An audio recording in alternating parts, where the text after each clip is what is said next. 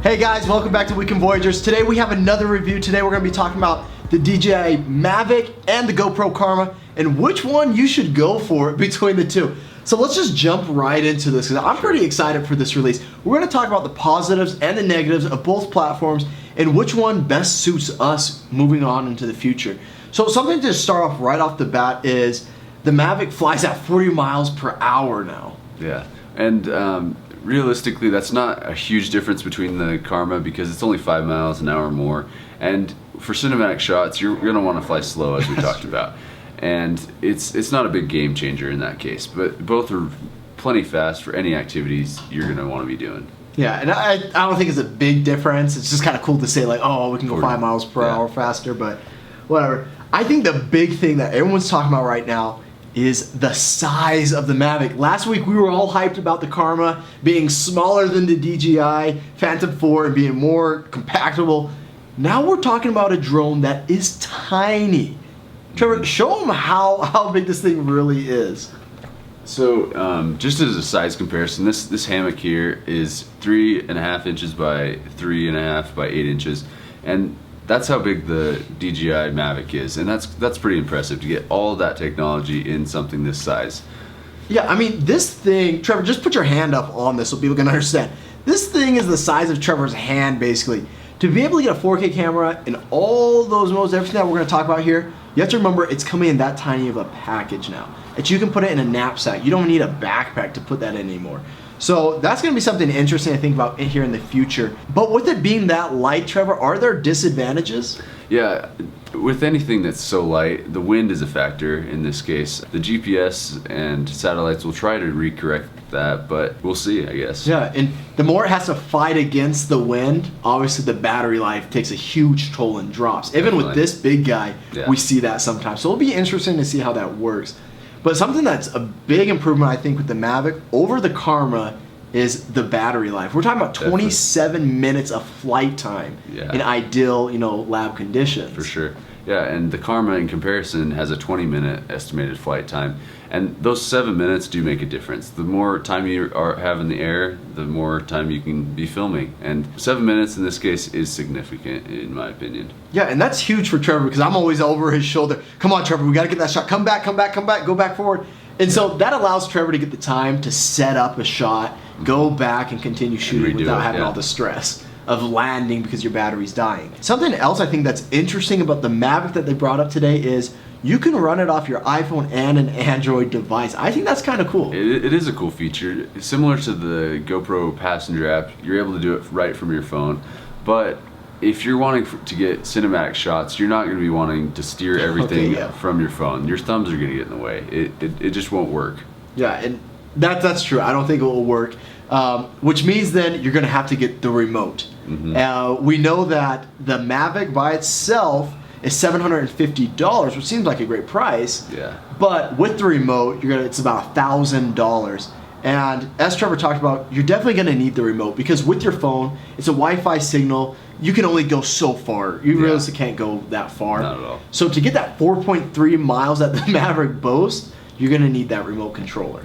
Yeah, definitely. And the Mavic controller doesn't include a screen. You're going to have to stick your phone in the remote as well. Unlike Karma, it has a clamshell remote that comes with a screen and remote together, which realistically is a good package. Yeah, I mean, you're getting it kind of all right there in that package. Something else to think about is, which I think is huge in comparison to the Karma, is DJI put the 5-camera obstacle avoidance system inside the Mavic. That's impressive. For something that small, they put the same technology they put in the Phantom 4 into the Mavic. It's got cameras that sense on the bottom as well as the front, so it won't run into that tree. If you're filming by yourself, you don't have to worry about it crashing and ruining a big investment. Yeah, and I think that's a big thing to think about is a lot of times you're going to be filming by yourself, or now you actually have the capability to do it, right? Sure. Film by yourself, and you don't have to worry about running into branches or to buildings or anything like that. So and that's what we talked about last week with the Karma, is we said that was a downfall, that it didn't have that, and then our prayers were answered, and DJI says today that the Mavic will. So I think that's a big win for DJI. Definitely. And something to kind of go along with that, as we're talking about software here, is the Mavic is introducing gesture control.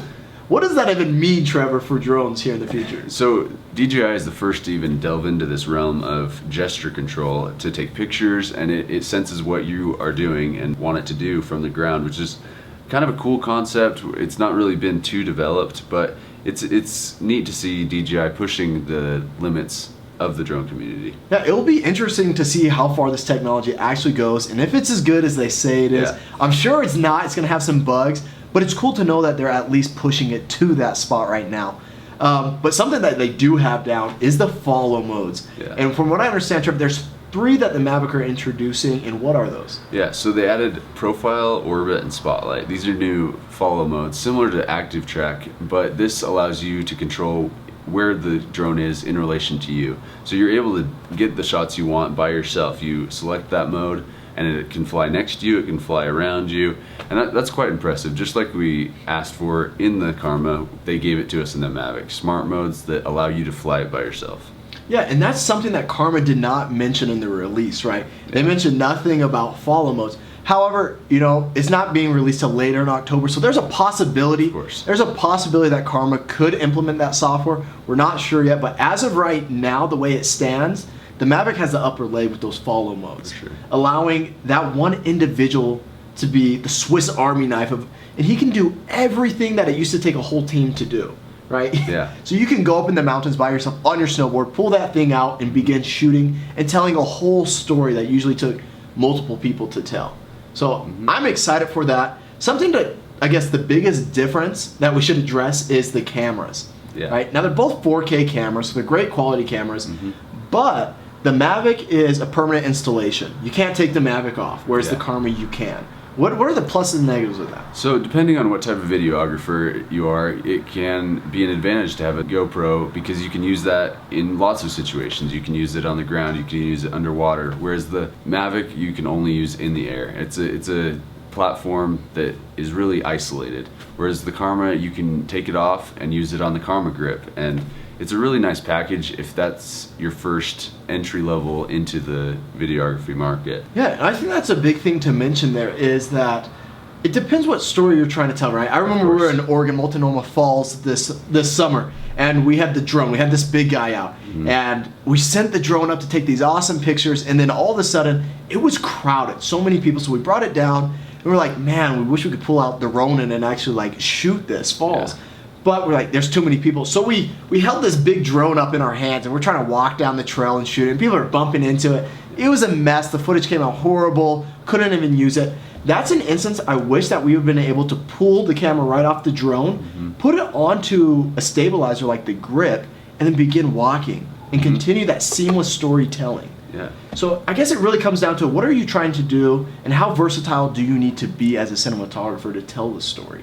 Yeah, this is a good package that allows you to get your first step into this market, and it's a good price point, and it is significantly cheaper to get all of those features in one package. Yeah, so versatility wise, hands down, Karma takes it. Something else that's cool that I think is going to be very interesting to see here that DJI introduced today, or they showed, was the goggles. Yeah. The ability to fly with goggles. What would that mean for you, Trevor, as a drone pilot to shoot with wearing goggles? Well, it would be very cool, but I don't know how well I could fly with the goggles just because I like to be able to see where the drone is in relation to me. So it could get distracting if you're trying to film, but for others who just want to see what the drone's seeing, it's a really neat addition to this product line. Yeah, I think it won't hurt the product line, right? I think it'll do anything but benefit it. But I could see the valid points you're bringing up as, you know, having experience flying these drones. So Trevor, with all that we just mentioned, all those specs and all that we know so far about these two drones, what would you choose between the Karma and Mavic? So personally, because we use other cameras for our ground work and underwater work, the GoPro doesn't add anything to me necessarily. I'm going to stick to the DJI product line, and I'm very interested in seeing the Mavic when it comes out and probably testing it, because we need a small drone to get into the backcountry, and that's what we lack. We don't need necessarily a camera stabilizer for everything else. So I agree with Trevor. I think I'm going to go with the Mavic on this one, DJI's Mavic over GoPro's Karma, simply because we have all the other equipment that, you know, the Karma's trying to replace. But if you didn't have that stuff yet, I think it would be really great option to go with the Karma, simply because you're able to tell that story a little better at a cheaper price point. And DJI is a proven technology, right? They have a full lineup of drones, and I just think that's what we're going to end up going with here is with the Mavic. Yeah, you just got to think about your financial situation and what your goal is as a storyteller. Yeah, and that's what it really comes down to, is which device is going to tell the best story for you. We can't decide that. You're going to have to decide that. But if you want to see some of our drone footage, what we've been able to shoot so far with DJI, check down in the links below. We'll have them down here, and you'll get to see what we've done with this platform so far. All right, thanks guys.